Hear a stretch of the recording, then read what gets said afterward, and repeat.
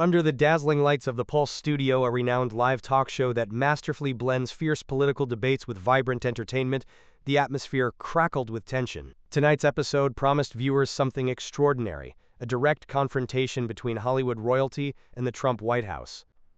If you're watching this and haven't subscribed yet, take a moment to hit that button now. Trust me, you won't want to miss our upcoming analysis of America's most explosive political showdowns. Karoline Leavitt, the youngest White House press secretary in American history at just 27 years old, sat with perfect posture at one end of the stage. Her blonde hair was pulled back in a sleek ponytail, her navy blazer crisp and authoritative against the studio's vibrant backdrop. Her expression remained impassive, but those who worked with her recognized the slight tightening around her eyes. Leavitt was in battle mode. Across from her lounged Samuel L. Jackson, the Hollywood legend whose unmistakable voice and commanding presence had dominated American cinema for decades. His trademark intensity was softened tonight by a confident, almost dismissive smile. At 70, Jackson had long since earned the right to speak his mind, and his social media feeds had become a battleground for his unfiltered opinions on the Trump administration. Between them sat Marcus Tate, the silver-haired host known for his ability to appear neutral while deliberately stoking confrontation. His show, The Pulse, had built its reputation on creating viral moments exactly like the one he anticipated tonight. "Good evening, America," Tate began, his voice smooth as bourbon. "Tonight, we're witnessing what might be the most intriguing matchup in Pulse history: Hollywood versus the White House, experience versus youth, Samuel L. Jackson versus Karoline Leavitt." The audience, a careful mix of industry insiders, political junkies, and everyday Americans selected for their divided loyalties, responded with enthusiastic applause. The energy in the room was electric, cameras panning across faces already animated with anticipation. "Before we dive in," Tate continued, "let me remind viewers that what you're about to witness isn't just entertainment, it's a reflection of the deepening divide in American culture. Drop a comment below with where you're watching from, and let us know which side you're on before this debate even begins."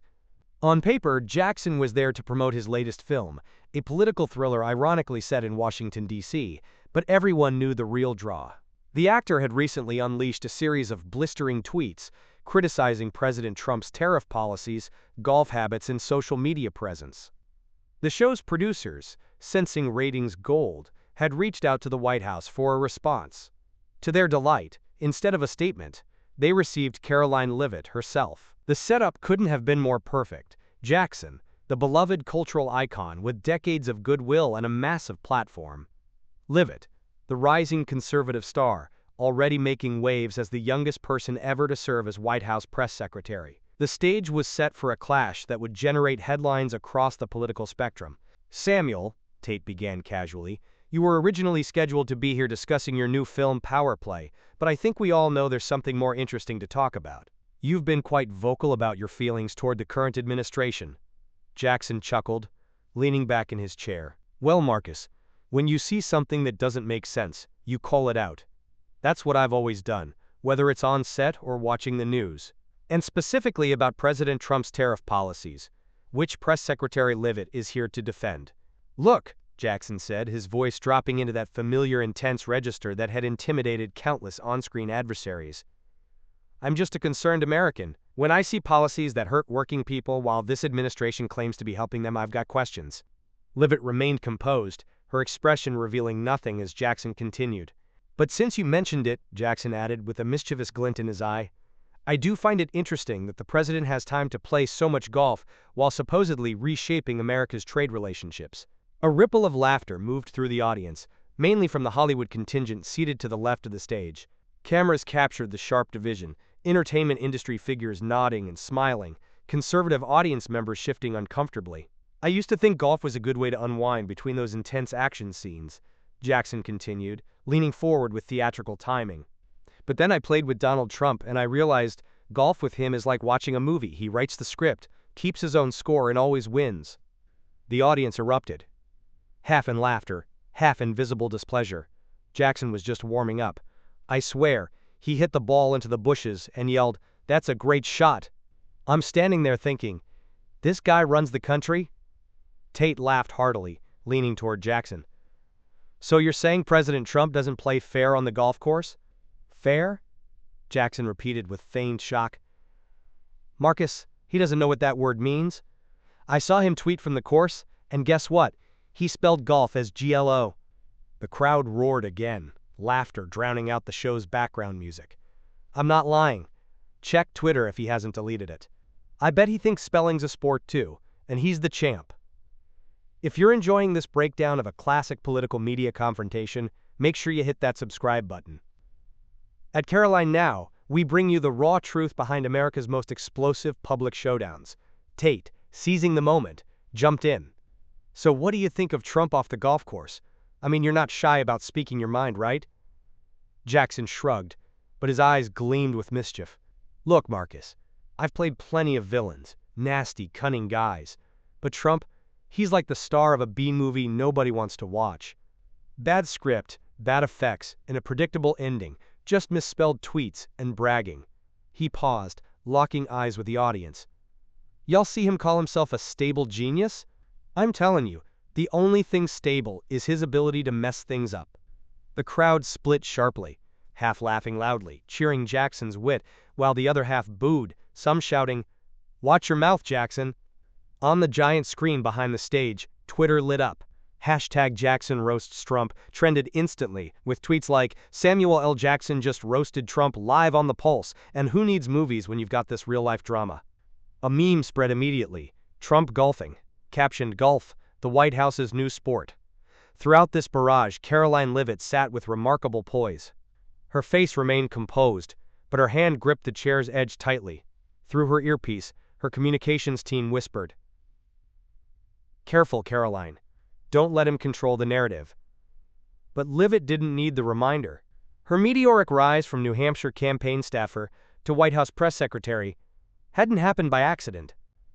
She'd earned her position through a combination of loyalty, strategic thinking, and an uncanny ability to maintain composure under pressure. From tense press briefings to defending the president against hostile media, pressure was her natural habitat. Jackson might be a Hollywood legend, but she was the White House's voice, and she hadn't come to lose. Each jab from Jackson only fueled her resolve. She knew something the actor didn't, something that would change the entire direction of this conversation. Tate, sensing the rising tension, turned to Leavitt with a sly grin. "Karoline, you've heard it all. Samuel's not holding back on the president. Want to respond before we move on?" Jackson tilted his head, his eyes daring her. The studio fell silent. Leavitt took a deliberate breath, her lips curling into a faint smile. She knew this wasn't just a question, it was an invitation to step into the ring. Jackson had landed the first punch, and it was sharp, bold, pure Hollywood. But Leavitt was ready. She wasn't just representing herself or Trump, she was standing for millions of Americans who believed in this administration. "First, Mr. Jackson, thanks for being so candid," Leavitt began, her voice steady and clear. "It's always refreshing when Hollywood doesn't pretend to hide its contempt for half of America." The conservative section of the audience murmured in approval. "But I think we should clarify what's really at stake here," she continued. "This isn't about golf scores or tweets. It's about American jobs, American workers, and an economy that works for everyone, not just coastal elites." Leavitt turned slightly to face the audience directly. While Mr. Jackson was memorizing lines for his next film, President Trump was negotiating trade deals that bring manufacturing jobs back to communities that Hollywood stopped caring about decades ago. If you've ever felt that Hollywood elites are disconnected from everyday Americans, drop a comment below. We'd love to know which side of this confrontation resonates more with you. Jackson's smile tightened ever so slightly. He hadn't expected such a direct counterattack. "The tariffs you mock," Leavitt continued, her voice gaining strength, "are protecting American steelworkers, American farmers, and American factories. When was the last time you spoke with a factory worker whose job was shipped overseas, Mr. Jackson? When was the last time you sat at the kitchen table with a family worried about making ends meet because their industry collapsed?" Tate's eyes widened slightly. This was better television than even he had anticipated. "The president doesn't have the luxury of speaking only to admirers," Leavitt said. "He's working for all Americans, including those who don't have multi-million-dollar movie contracts." Jackson leaned forward, his famous intensity now fully engaged. "That's a nice speech, Ms. Leavitt, but tariffs are taxes. They're taxes on everyday Americans buying products. The president doesn't understand basic economics, and apparently, neither does his staff." The Hollywood contingent applauded, but less robustly than before. Something in Leavitt's confident demeanor gave them pause. Economics? Leavitt countered smoothly. Let's talk economics, Mr. Jackson. Under President Trump, unemployment is at historic lows. African American unemployment, the lowest ever recorded. Hispanic unemployment, the lowest ever recorded. Women's unemployment, the lowest in decades. She leaned forward, matching Jackson's intensity. These aren't Hollywood scripts, these are real numbers affecting real lives. And I notice you didn't answer my question about when you last spoke with those American workers who are benefiting. Jackson's expression darkened slightly. I grew up in Tennessee and Washington, D.C. Don't lecture me about knowing real Americans. Growing up somewhere and understanding their current struggles are different things, Leavitt responded calmly. When was the last time you were in Michigan? Or Pennsylvania? Or Wisconsin? Not for a movie premiere, but actually talking to regular people? The audience was fully engaged now, the division between sides still clear, but the energy shifting. Jackson represented star power, but Leavitt was connecting with something deeper, a frustration many felt with perceived Hollywood condescension. Tate, sensing ratings gold, fanned the flames. Samuel, it seems the press secretary is suggesting you're out of touch with Middle America. Your response? That's ridiculous, Jackson scoffed. I'm speaking up for those very people. These tariffs are going to raise prices on everything from washing machines to cars. That hurts the middle class. Short-term thinking versus long-term strategy, Leavitt countered.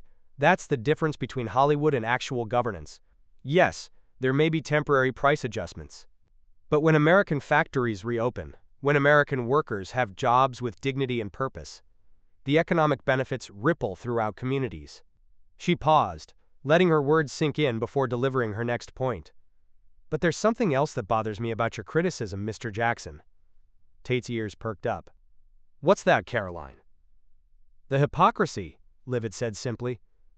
The studio fell completely silent. Hypocrisy?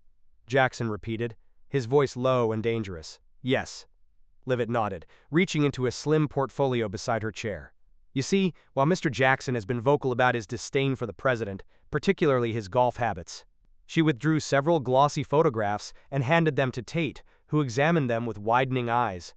These are photographs from the Trump National Golf Club charity event in 2015, Leavitt continued calmly, before Donald Trump announced his candidacy. That's Mr. Jackson, enjoying himself at the president's golf resort, smiling and shaking his hand. The production team, immediately recognizing the bombshell moment, displayed the photos on the massive screen behind them. There was Samuel L. Jackson, unmistakable, in his signature cap, standing next to a grinning Donald Trump on a sun-drenched golf course. Another showed them laughing together at what appeared to be a post-game reception. The audience gasped collectively. Jackson's expression froze. So you've played golf with the president, Leavitt continued, her voice measured but firm.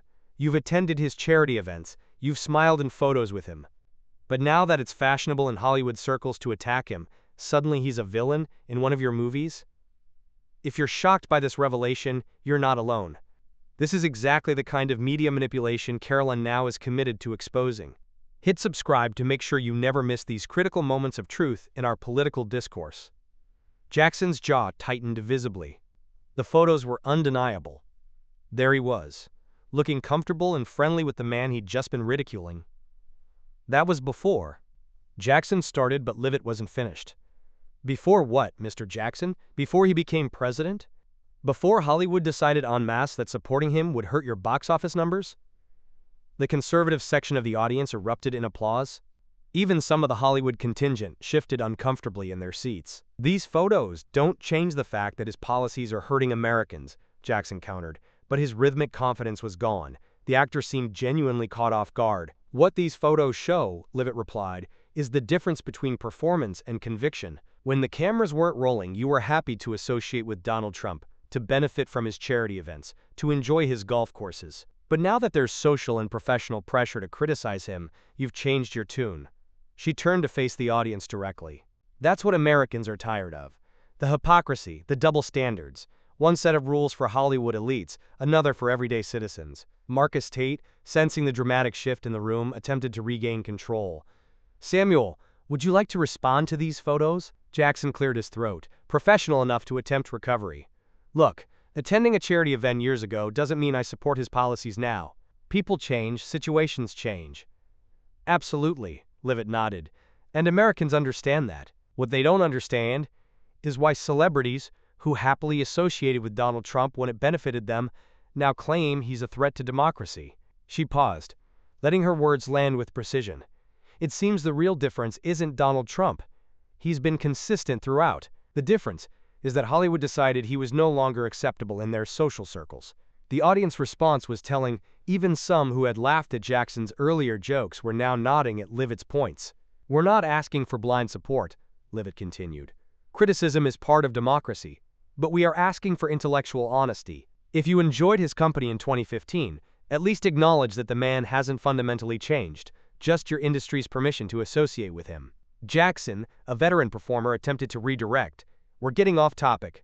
The issue is tariffs and their impact on American consumers. The issue, Leavitt countered firmly, is credibility. Why should Americans trust Hollywood's assessment of economic policy when your industry's positions are clearly driven by social conformity rather than principle?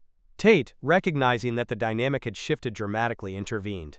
We need to take a quick break. When we return, we'll continue this fascinating discussion between White House Press Secretary Karoline Leavitt and actor Samuel L. Jackson. As the cameras temporarily stopped rolling, the studio buzzed with conversation. Jackson's team huddled around him, while Leavitt calmly sipped water, reviewing notes in her portfolio. Take a moment now to like this video if you appreciate seeing the full story behind political confrontations that the mainstream media often leaves out. Your support helps us continue bringing you these crucial perspectives. When the show resumed, the energy had shifted palpably. Jackson appeared more measured, clearly having been advised to avoid further confrontation. Leavitt maintained her composed demeanor, but there was a quiet confidence in her posture that hadn't been there at the start. Welcome back to The Pulse, Tate announced. Before the break, we were discussing President Trump's tariff policies, though the conversation has expanded significantly. Samuel, you wanted to clarify your position? Jackson nodded, his famous voice now carefully modulated. I appreciate the press secretary's passion for her job. My attendance at a charity event years ago doesn't change my concerns about current policies. Americans can make up their own minds about the administration's economic approach. It was a professional response, but notably lacking the bravado of his earlier comments. Leavitt nodded respectfully. I agree completely that Americans should make up their own minds. That's why it's important they have accurate information, not just Hollywood talking points. She turned to address the audience directly. The president's tariff strategy isn't about quick wins or headline-grabbing moments. It's about rebalancing decades of trade relationships that favored other countries at the expense of American workers. When a factory closes in Michigan or Ohio, it's not just jobs that are lost. It's community stability, family security, and often generational pride in craftsmanship. President Trump understands this in a way that many politicians, and certainly many celebrities, simply don't. The conservative audience members nodded emphatically. Our trade policies are designed with American workers in mind, the very people Hollywood claims to champion in their films but rarely considers in their political statements. Tate, sensing that the conversation had moved firmly into Leavitt's territory, attempted to redirect. Let's discuss the broader cultural divide this conversation represents. Samuel, as someone with a platform in entertainment, do you feel a responsibility to speak out on political issues? Jackson considered his words carefully, clearly wary after the photo revelation. I believe all Americans have a right to voice their opinions. My platform comes with both opportunity and responsibility. And what about the millions of Americans who enjoy your films but disagree with your politics? Leavitt interjected. Do they factor into your public statements? Jackson's eyes narrowed slightly. I don't tailor my personal views to maximize ticket sales, if that's what you're suggesting. That's not what I'm suggesting at all, Leavitt replied calmly. I'm asking whether you consider the diversity of political thought among your audience when you make sweeping statements about policies that affect them. The question hung in the air, highlighting the fundamental disconnect Leavitt had been emphasizing throughout between Hollywood's proclaimed values and their understanding of everyday Americans. As the segment wound down, it was clear to everyone, the studio audience, viewers at home, and most importantly, Tate and his producers, that what had been intended as a tough interview for the young press secretary had instead become her national coming-out party. If you're fascinated by these defining moments in media battles, hit that subscribe button now. At Karoline Now, we bring you the confrontations that shape America's political narrative. Before we wrap up, Tate said, final thoughts from both of you. Karoline. "I'd just like to thank Mr. Jackson for this conversation," Leavitt said with surprising warmth. Dialogue across cultural and political divides is essential, even when uncomfortable. The president's door remains open to those who want to engage honestly about policies that affect all Americans. Jackson, professional to the core, nodded. "I appreciate the opportunity to share my concerns, even if we disagree on solutions." Tate turned to the camera. "And that concludes one of the most unexpected and riveting conversations we've had on The Pulse. My thanks to White House Press Secretary Karoline Leavitt and actor Samuel L. Jackson." As the show's theme music swelled and the cameras panned out, the audience erupted in applause, noticeably stronger from the conservative section. Backstage, the immediate aftermath was telling.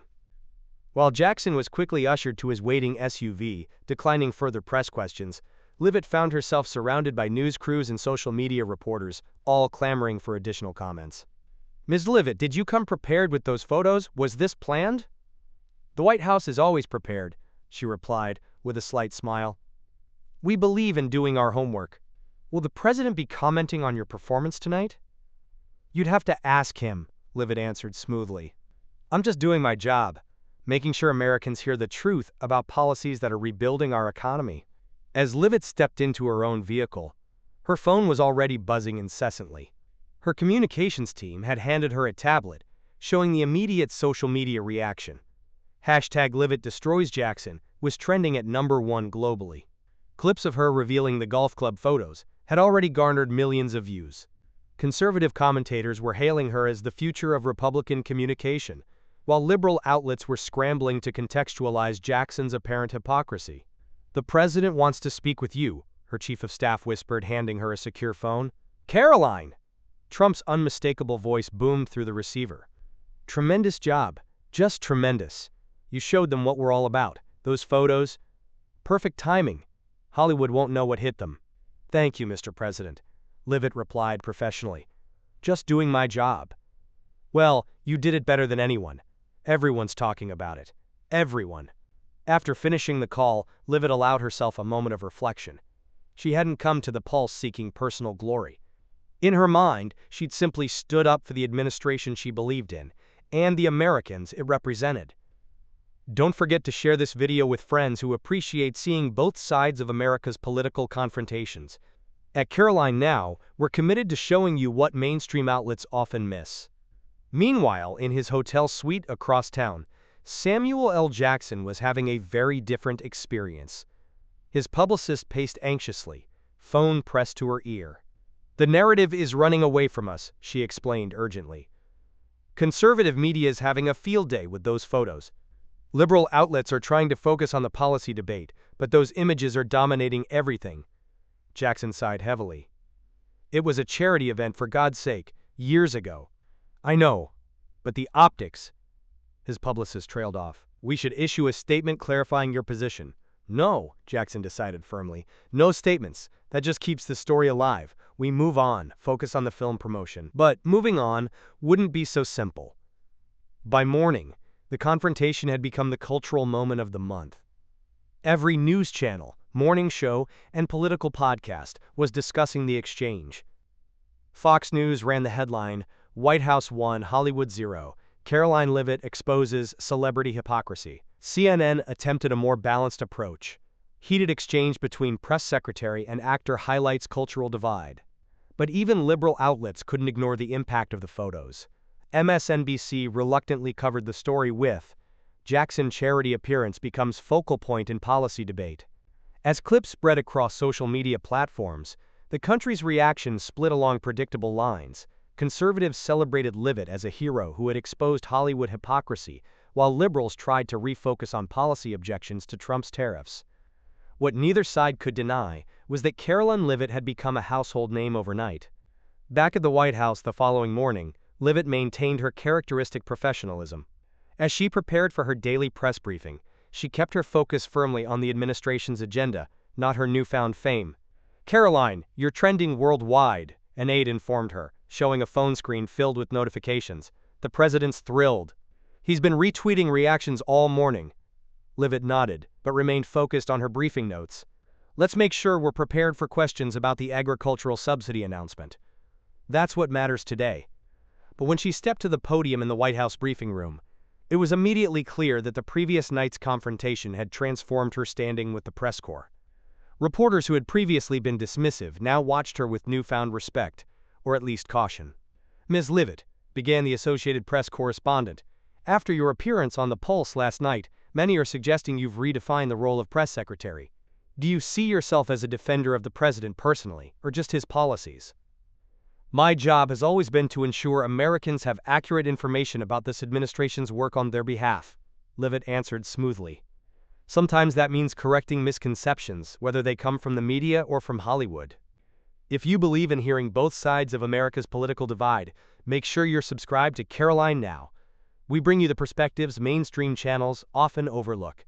As days passed, the impact of the confrontation continued to reverberate. Conservative groups invited Leavitt to speak at their events. Republican candidates requested her presence at fundraisers. Fox News offered a weekend contributor position, which she politely declined. "I serve the president and the American people," she explained to her staff. "Not my own profile." This philosophy, prioritizing message over messenger, was precisely why she had been so effective against Jackson.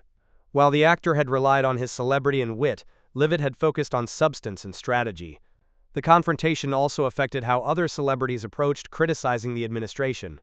Several actors who had planned to speak out about various Trump policies quietly shelved their talking points, wary of having their own past associations exposed. For Jackson himself, the incident became a footnote rather than a defining moment in his long career. He neither apologized nor escalated, choosing instead to focus on his film promotion while avoiding political questions. "I'm here to talk about the movie," became his standard response when reporters inevitably asked about the confrontation. 1 month after the viral moment, Karoline Leavitt stood in the Oval Office, providing the president with her daily communications briefing.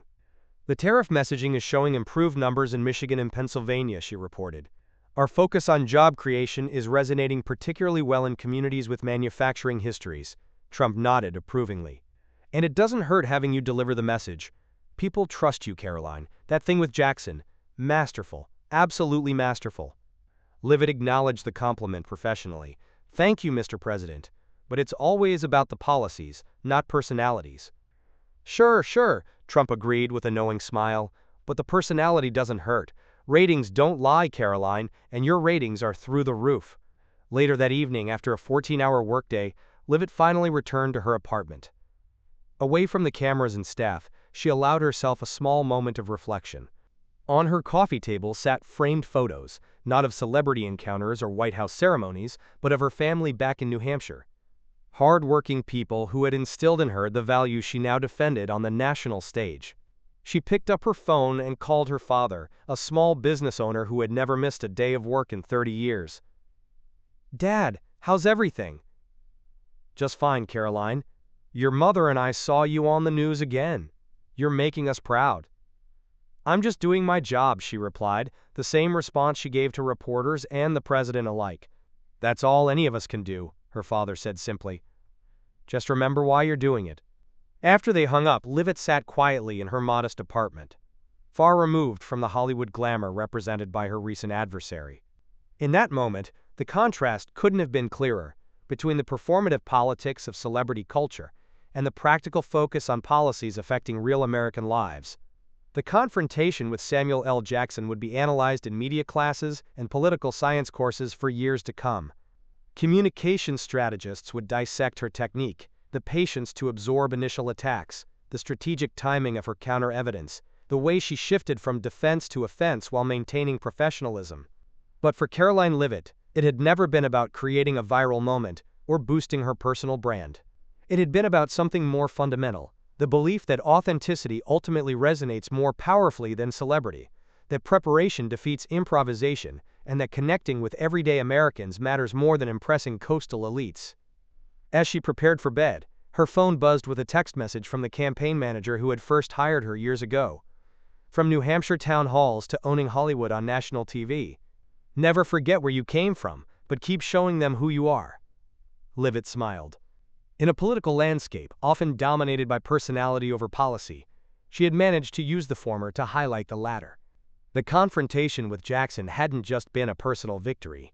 It had redirected attention to the administration's economic agenda and the Americans it aimed to serve. Wake up, America. These are the cultural battles being fought daily for the soul of our nation. If this story resonated with you, make sure to subscribe to Karoline Now for more unfiltered truth about the forces shaping our political landscape.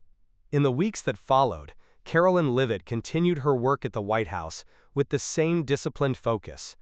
The viral moment with Jackson gradually receded from headlines, replaced by new controversies and conflicts. But something had fundamentally shifted in how both supporters and critics perceived the administration's communication strategy. Leavitt had demonstrated that Hollywood's cultural dominance wasn't absolute, that authentic connection with middle American values could effectively counter celebrity influence. For an administration often criticized for its messaging, this represented a significant tactical victory. Samuel L. Jackson eventually returned to Twitter, but notably absent were any mentions of Trump's golf habits or spelling errors. He focused instead on promoting his films and social justice causes, carefully avoiding direct confrontation with the administration. The producers of The Pulse, meanwhile, had achieved exactly what they'd hoped for: a ratings bonanza and weeks of media attention. They immediately began seeking similar confrontations between cultural figures and political representatives, but found that both Hollywood and Washington had become more strategic about such engagements.